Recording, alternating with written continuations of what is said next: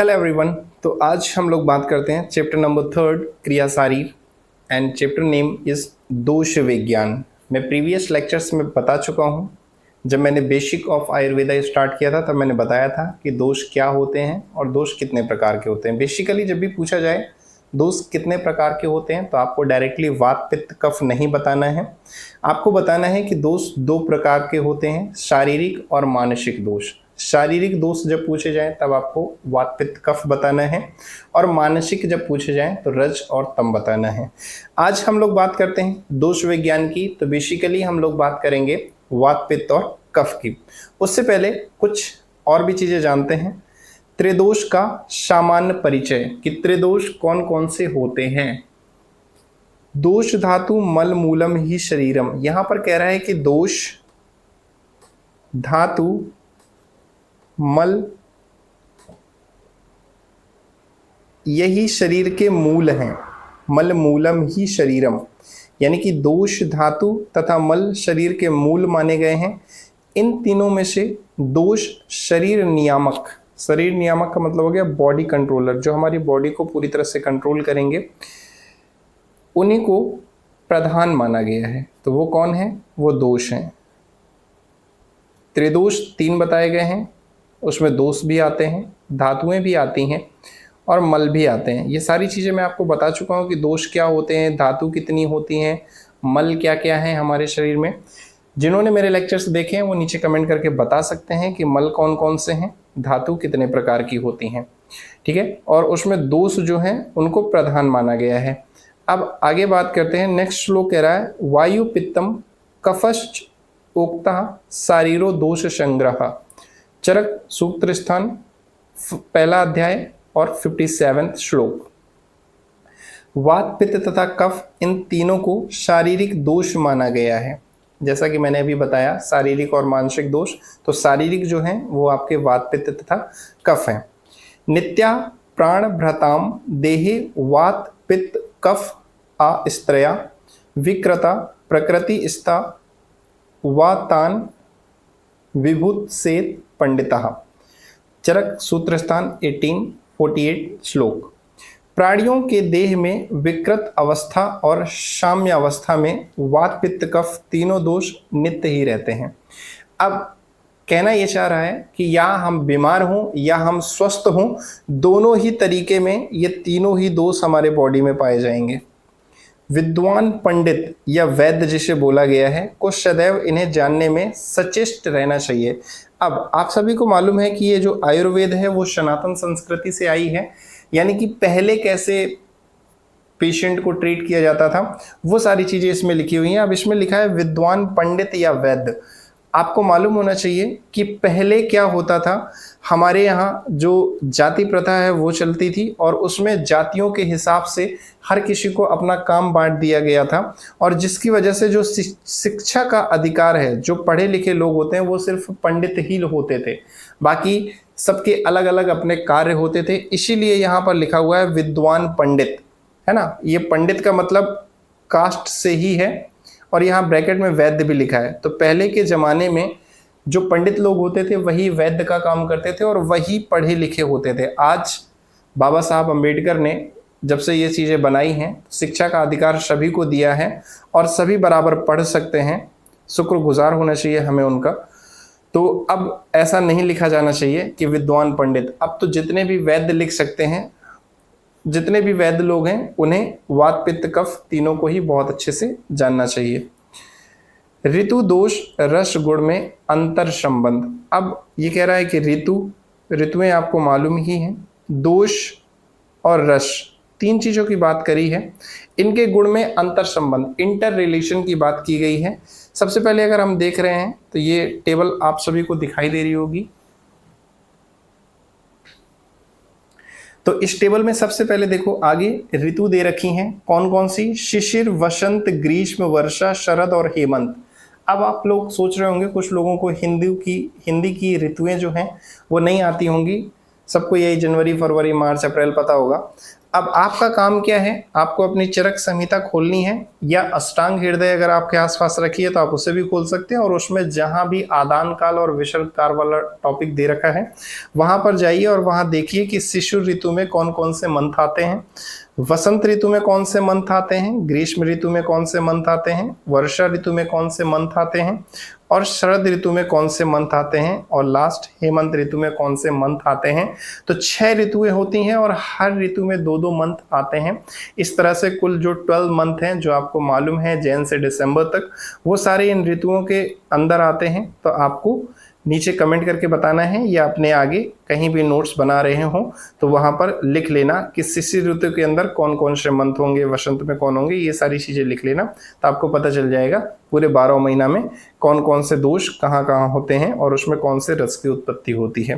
तो बात करें अगर हम शिशु ऋतु की, तो सबसे पहले दोष, अब दोष में 3 चीजें होती हैं। एक तो होता है संचय, यानी कलेक्शन, इकट्ठा हो रहा है, और दूसरा प्रकोप, कि हाँ अब वो अपना प्रकोप दिखा रहा है, और तीसरा शमन, जैसे किसी को गुस्सा आता है ना तो डायरेक्ट नहीं आता, पहले वो आपकी बात सुनता रहता है, एक बार कहा, 2 बार कहा, 3 बार कहा, और वो उसको सुनता रहता है, तो दैट इज कॉल्ड संचय। ठीक है। फिर प्रकोप, जब आप सुन के थक गए और आपको लगा कि नहीं अब घड़ा भर चुका है, दैट इज कॉल्ड प्रकोप। और उसके बाद शमन, जब आपको पता चल गया कि आप अकेले हैं और सामने वाला 3-4 लड़के बुला लाया, तो फिर क्या हो जाता है, गुस्सा ठंडा हो जाता है, दैट इज कॉल्ड शमन। तो ये 3 प्रक्रियाएं हैं जो दोष में देखने को मिलती हैं। तो शिशु ऋतु में अगर हम बात करें तो कफ का संचय होता है, प्रकोप नहीं होता किसी का, ना ही शमन होता है किसी का। और रस कौन सा उत्पन्न होता है, तो रस तिक्त रस, 6 रस होते हैं, मधुर, अम्ल, लवण, कटु, तिक्त, कसाय। ठीक है, ये 6 रस होते हैं, याद कर लीजिए। नहीं याद है तो आगे जैसे जैसे पढ़ेंगे तो ये चीजें याद होती चली जाएंगी। अगर वसंत ऋतु की बात करें तो संचय किसी दोष का नहीं होता, प्रकोप देखने को मिलता है हमें कफ का। अब कफ संचय कहाँ हुआ था, शिशिर ऋतु में, यहाँ पर कलेक्ट हो रहा था शिशिर ऋतु में, और हमें देखने को कहाँ मिलेगा उसका प्रकोप, वसंत ऋतु में। रस कौन सा देखने को मिलेगा, दैट इज कषाय रस।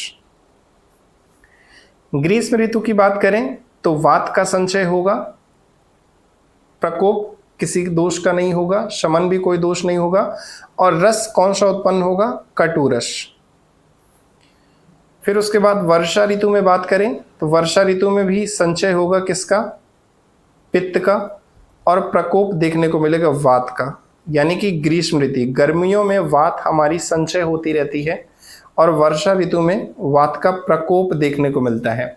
कई बार ऐसा देखा होगा आपने, जुलाई अगस्त के टाइम जब बारिश होती है ना, तब अगर आप हॉस्पिटल के आसपास कभी देखिएगा बहुत सारे पेशेंट दिखाई देंगे, खांसी जुकाम बुखार वायरल, ये सारे लोग बहुत दिखाई देते हैं, जस्ट बिकॉज कि गर्मियों में वात का संचय होता रहा, और उसके बाद जैसे ही वर्षा ऋतु आई तो उसने अपना प्रकोप दिखाना शुरू कर दिया। ठीक है, तो ये वहां से रिलेटेड है। और उसके बाद कौन सी रस की उत्पत्ति होगी, तो अम्ल रस की उत्पत्ति होगी। शरद ऋतु में देखें तो संचय किसी भी दोष का नहीं होता, प्रकोप देखने को मिलता है, वो भी किसका, पित्त का। बेसिकली अगर देखा जाए तो शरद से पहले जो भी ऋतु है वहां पर जिसका संचय हुआ है वो अगली ऋतु में उसका प्रकोप देखने को मिलेगा। और वहीं हम देखें शरद ऋतु में जैसे ही ठंड आएगी तो वात का जो है समन हो जाएगा। और कौन सा रस उत्पत्ति देखने को मिलेगी, तो लवण रस। फिर हेमंत ऋतु की बात करें तो उसमें संचय होगा कफ का, और उसके बाद प्रकोप कोई दोष का नहीं होगा, समन देखेंगे तो पित्त का शमन होता हुआ दिखाई देगा। फिर रस की उत्पत्ति देखें तो मधुर रस की उत्पत्ति होगी। ठीक है, तो ये इंटर रिलेशन है ऋतु, दोष और रस के गुणों में। ठीक है, इंपॉर्टेंट है, आ सकता है कई बार डायरेक्ट क्वेश्चन आ जाता है कि वसंत ऋतु में कौन सा दोष का प्रकोप होता है या कौन से रस की उत्पत्ति होती है। सिंगल लाइन में भी पूछ सकता है आपसे, ऑप्शनल आपके में आते हैं। तो ये टेबल जो है वो इम्पॉर्टेंट है, याद रखिएगा, 1-2 बार लिख लीजिए तो आपको ये टेबल एज इट इज़ याद हो जाए। काफ़ी बड़ा श्लोक है, याद करने को मैं नहीं बोलूँगा, बट एक बार पढ़ लेते हैं और समझ लेते हैं कि क्या है ये। तत्र दोषम एकैकम त्रया स्त्रयो रसा जनयन्ति, त्रया स्त्रयश्च उपशमयन्ति, तद्यथा कटु तिक्त कषाया वातम जनयन्ति। मधुर अम्ल लवण आस्त्वेन शमयन्ति, कटु अम्ल लवणः पित्तम जनयन्ति, मधुर तिक्त कषाया अस्त्वेनिश्च यन्ति, मधुर अम्ल लवणः श्लेष्माणाम जनयन्ति, कटु तिक्त कषाया अस्तवेनम शमयन्ति। अब क्या कह रहा है, इस पूरे श्लोक को याद करने की ज़रूरत नहीं है, इस टेबल को आप देख लीजिए। ये टेबल जो आपको दिख रही है यही इस श्लोक के माध्यम से बताया गया है। हिंदी में बात करते हैं इस टेबल की और समझते हैं इस श्लोक को हिंदी में। तो कह रहा है कि तीन तीन रस एक एक दोष को उत्पन्न या प्रकोपित करते हैं और तीन तीन रस ही एक एक दोष को शांत करते हैं। मतलब तीन रस कुल मिलाकर के मिलकर के या तो किसी दोष को बढ़ाएंगे और या उस दोष को कम करेंगे। 6 प्रकार के टोटल रस होते हैं। कौन कौन से? मधुर अम्ल लवण कटु तिक्त कषाय। चाहे तो लिख लें और नहीं तो एक ये ट्रिक याद करें। ट्रिक कुछ नहीं है, शॉर्ट फॉर्म में लिख लो, मधुर अम्ल लवण कटु तिक्त कषाय। ठीक है, ये कुल मिला के टोटल 6 हो गए। इस तरह से याद कर लो और याद ही करना पड़ेगा क्योंकि ये पूरे आयुर्वेदा में आपको हमेशा काम आने वाले हैं। 6 रस। ठीक है, अब यहाँ पर अगर हम बात करें कि 3 रस मिलकर के कौन से एक दोष को प्रकोपित करेंगे या किसको शमन करेंगे, तो अगर हम बात करें कटु तिक्त कषाय की, वो वात का प्रकोप करेंगे। और अगर हम बात करें मधुर अम्ल लवण की तो वात का शमन करेंगे। अगर पित्त की बात करें तो पित्त को कौन प्रकोप करेगा, कौन उत्पन्न करेगा? कटु अम्ल लवण। कटु अम्ल लवण यानी कि आपके शरीर में अगर पित्त बढ़ा हुआ है तो उसके कारण है कटु अम्ल और लवण। अब आपको क्या करना है, मधुर तिक्त और कषाय इनको खाना शुरू कर देना है ताकि पित्त शामक रस हैं ये, और इनकी वजह से आपका पित्त जो है वो उसका शमन हो सके।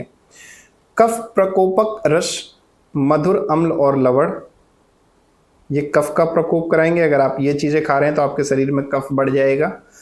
और अगर कफ को शांत करना है तो आपको कटु तिक्त और कषाय इनका सेवन करना पड़ेगा।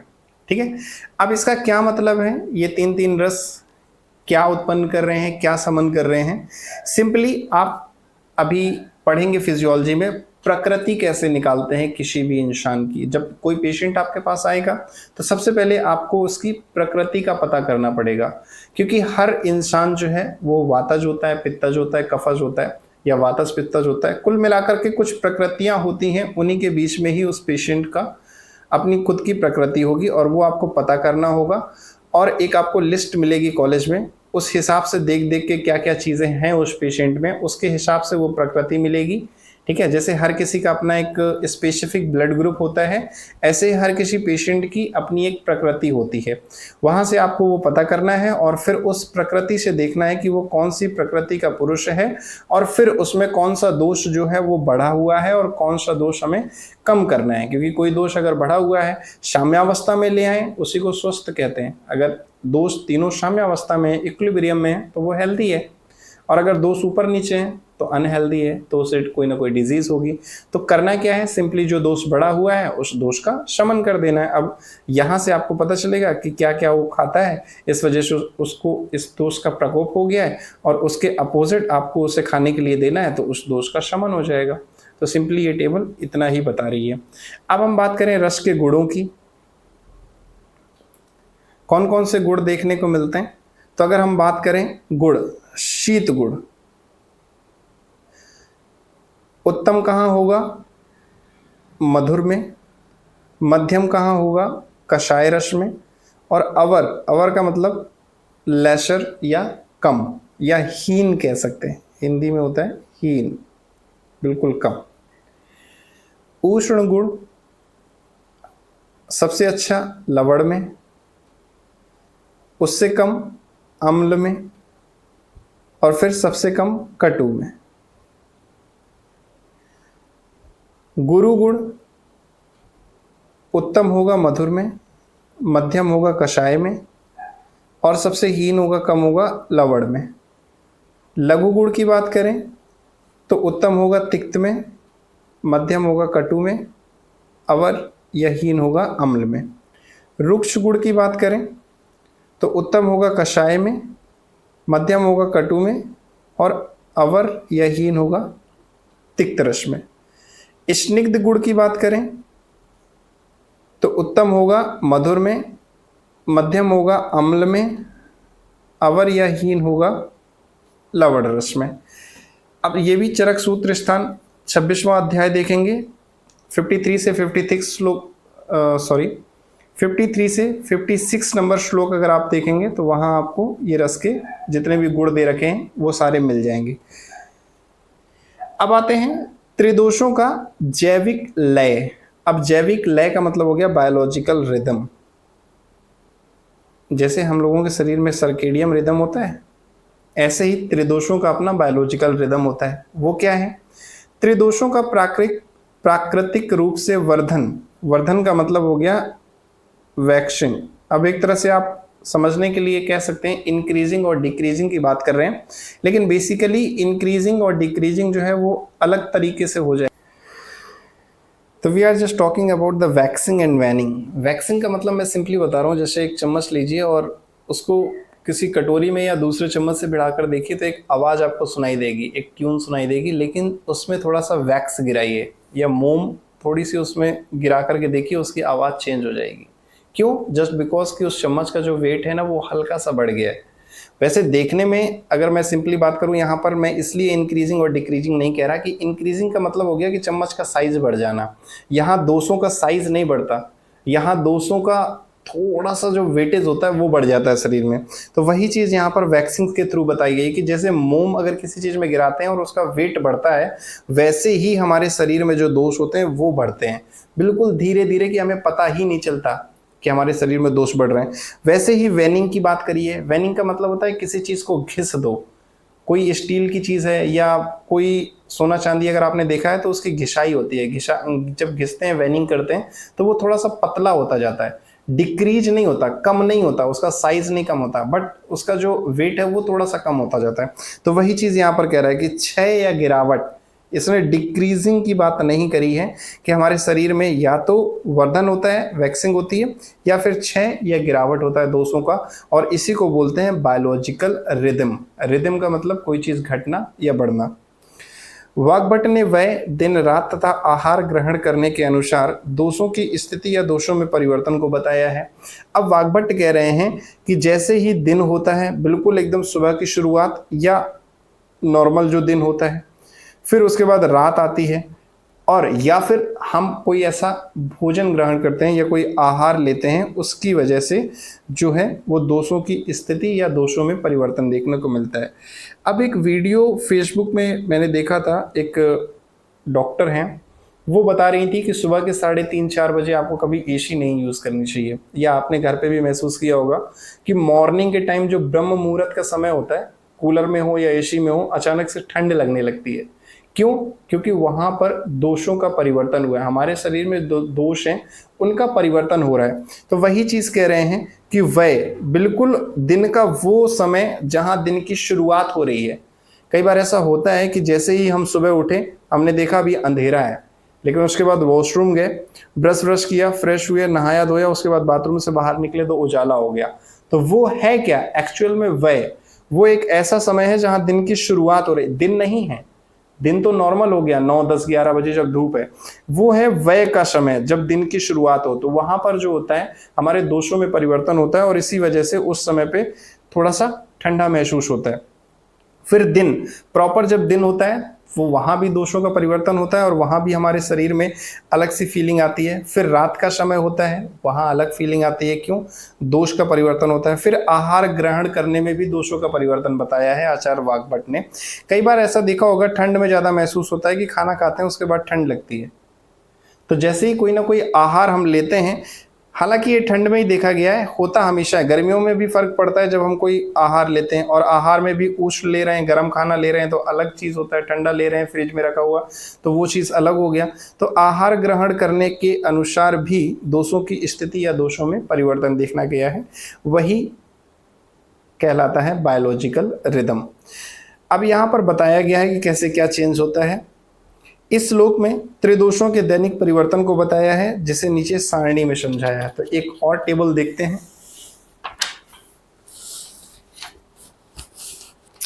इस टेबल में बताया गया है कि किस समय पर जब दिन की शुरुआत होती है तो हमारे शरीर में क्या चीज़ बढ़ा होता है, और फिर उसके बाद जब प्रॉपर डे हो जाता है, उजाला हो जाता है, तब क्या चीज़ होता है।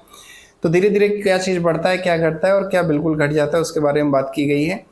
कि अगर हम समय की बात करें तो सबसे पहले वय या अवस्था, बिल्कुल दिन की शुरुआत जब हो रही होती है, ब्रह्म मुहूर्त का टाइम होता है 3:30 से 4, 4:30 बजे का, जब एकदम बिल्कुल उजाला होने ही वाला होता है।